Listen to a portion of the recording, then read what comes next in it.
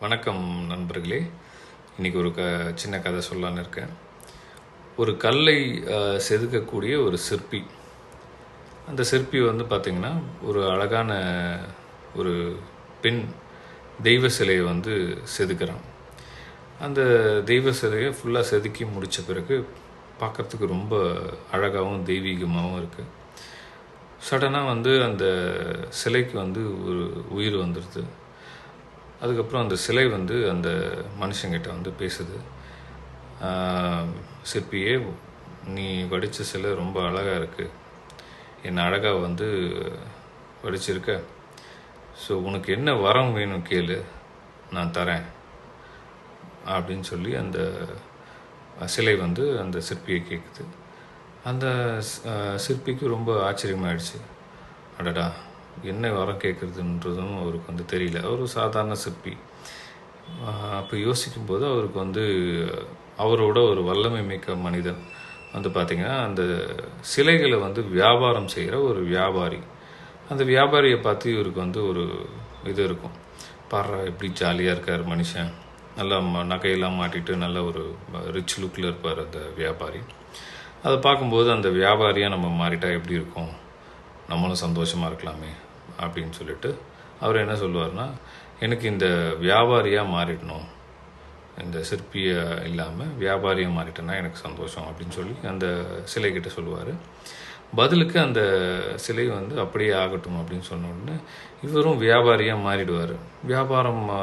வியாபாரியாக மாறிட்டு நல்ல வியாபாரம் பண்ணுவார், நல்ல வெளிநாடுகளுக்கு போவார், எல்லாம் பண்ணுவார். அப்படி பண்ணிட்டு இருக்கும்போது ஒரு நாள் அந்த வியாபாரம் பண்ணும்போது அரசு அதிகாரி ஒருவர் வருவார். அரசு அதிகாரி என்ன சொல்லுவார்னா, இது மாதிரி இங்கே நடக்கிற வணிகங்கள் என்ன வாங்கினாலும் சரி விற்றாலும் சரி அதுக்கு அரசுக்கு டேக்ஸ் கட்டணும், வரி கட்டினா தான் நீங்கள் வியாபாரம் பண்ண முடியும் அப்படின்னு சொல்லிட்டு வரியை போட்டுருவாங்க. அதிகமான வரியை ஃபிக்ஸ் பண்ணிவிடுவாங்க. அப்போது ஃபிக்ஸ் பண்ண பிறகு என்ன ஆகும் அப்படின்னாக்கா, வியாபாரிக்கு பொருளோட விலைகள்லாம் அதிகமாக ஆகிடும். ஸோ அதனால் அவருடைய வியாபாரம் கம்மியாகும் இதனால்.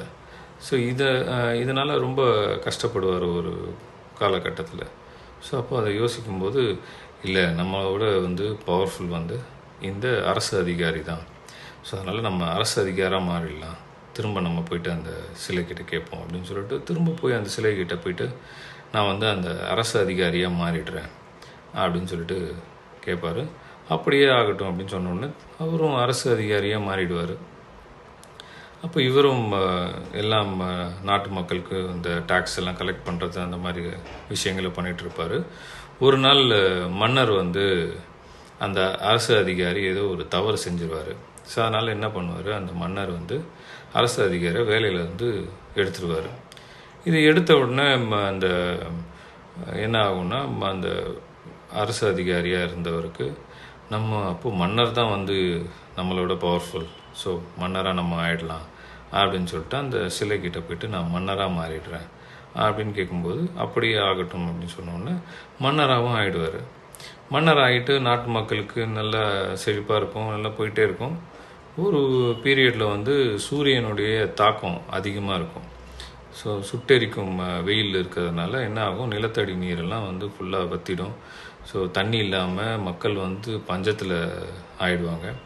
ஸோ மக்கள் மன்னரை புறக்கணிப்பாங்க. என்ன இது, இவ்வளோ பஞ்சம் நடக்குது நாட்டில், மன்னர் எதுவும் பண்ண மாட்டுறாரு அப்படின்ற மாதிரி ஆகிடும். ஸோ இது சூரியன், அப்போ சூரியன் தான் பவர்ஃபுல் அப்படின்னு சொல்லிட்டு இவருக்குள்ளே ஒரு தாட் வரும். ஆஹா, நம்ம சூரியன் ஆகிடலாம், எல்லாரோட பவர்ஃபுல் சூரியன் தான் அப்படின்னு சொல்லிட்டு அந்த சிலைக்கிட்ட போய் கேட்கும்போது அந்த சிலையும் அப்படியே ஆகட்டும்னு இவர் சூரியனாகவும் மாறிடுவார். சூரியனாக மாறின பிறகு அதை வெயிலில் நல்லா சுட்டெரிப்பார் பூமியை சுட்டெரிக்கும் போது அங்கே இருக்கிற நீரெல்லாம் நீராவியாக மாறி மேகங்களாக, கருமேகங்களாக உருவெடுத்து அந்த சூரியனை பூமிக்கு அந்த அளவுக்கு அதோடைய டைரக்ட் ரேஸ் படாமல் மேகங்கள் ஃபுல்லாக ப்ரொடெக்ட் பண்ணி இருக்கிறத பார்த்து இந்த சூரியனுக்கு இது எப்படி நம்ம நம்மளோட பலசாலி இந்த மேகங்கள் தான், ஸோ அதனால் நம்ம மேகமாக மாறிடலாம் அப்படின்னு சொல்லிட்டு அந்த சிலைக்கிட்ட திரும்ப போய் இந்த மாதிரி நான் மேகமாக மாறணும் அப்படின்னு கேட்பாரு. அப்படியே ஆகட்டும் சொன்னோன்னே மேகமாகவும் மாறிடுவார். மேகமாக மாறிட்டு மழையாக பொழிஞ்சு தள்ளும்போது அதனுடைய தண்ணீர், அந்த மழை நீர் வந்து காற்றாறு வெள்ளமாக போயிட்டுருக்கும். காற்றாறு வெள்ளமாக போகும்போது ஒரு இடத்துல பெரிய ஒரு கல் இருக்கும். அந்த கல்லை வந்து தாண்ட முடியாமல் கல் வந்து பாதையை மாற்றி விடும் அந்த தண்ணியை.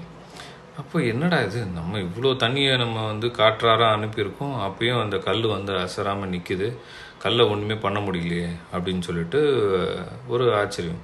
சரி, அப்போ வந்து கல் தான் பலசாலி இந்த உலகத்தில் அப்படின்னு நினச்சிட்டு நான் கல்லாக மாறிடுறேன் அப்படின்னு சொல்லி திரும்ப கேட்பார். அப்படியே ஆகட்டும்னோடனே கல்லாகவும் மாறிடுவார். கல்லாக மாறின பிறகு கொஞ்ச நாள் அப்படியே போகும். பார்த்தா திடீர்னு ஒரு சத்தம் கேட்கும். ஒரு சிற்பி வந்து ஒரு சின்ன உளியை வச்சுட்டு அந்த கல்லை வந்து செதுக்கிட்டு இருப்பார் அழகாக. ஸோ அப்போ பார்க்கும்போது என்னடா இது, நம்ம இவ்வளோ பெரிய கல், நம்மளை வந்து சாதாரண இவ்வளோண்டு சின்ன உளியை வச்சு நம்மளை இந்த சிற்பி வந்து செதுக்கிறாரு.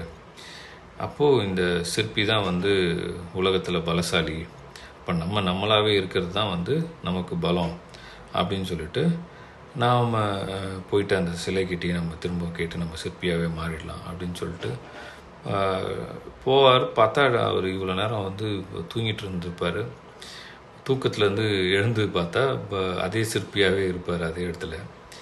ஸோ அப்போது அவர் ஒரு விஷயத்தை வந்து ரியலைஸ் பண்ணுவார். நம்மளாக இருக்கிறது தான் நமக்கு மிகப்பெரிய வலிமை. ஸோ அதனால் இன்னொருத்தராக மாறுறதுக்கு நம்ம வந்து ட்ரை பண்ண வேண்டாம் அப்படின்னு சொல்லிட்டு ஒரு முடிவுக்கு வந்துடுவார். அவருடைய சிற்பக்கலையில் இன்னும் சிறந்தும் விளங்க ஆரம்பிச்சிடுவார். இந்த கதையின் மூலமாக நம்ம தெரிஞ்சுக்கிறது என்னன்னு பார்த்தோம்னா, நமக்குள்ளே இருக்கிற ஸ்ட்ரென்த்தை நம்ம வந்து வெளியில் போய் தேடக்கூடாது. ஸோ அது நமக்குள்ளே தான் இருக்குது, நம்மளுடைய மைண்ட்குள்ளே தான் இருக்குது, நம்மளுடைய மூளைக்குள்ளே தான் இருக்குது. அது என்ன அப்படின்றத நாம் தான் ரியலைஸ் பண்ணணும், அதை வெளிக்கொண்டு வரணும். ஸோ அந்த ஸ்ட்ரென்த்தை நீங்கள் வெளிக்கொண்டு வரணும் அப்படின்னாக்கா விடாமல் நீங்கள் முயற்சி செய்யுங்க, தேடுங்க. கண்டிப்பாக ஒரு நாள் நீங்களும் வல்லமை மிக்க மனிதராக மாறலாம் என்பது என்னுடைய கருத்து. நன்றி, வணக்கம்.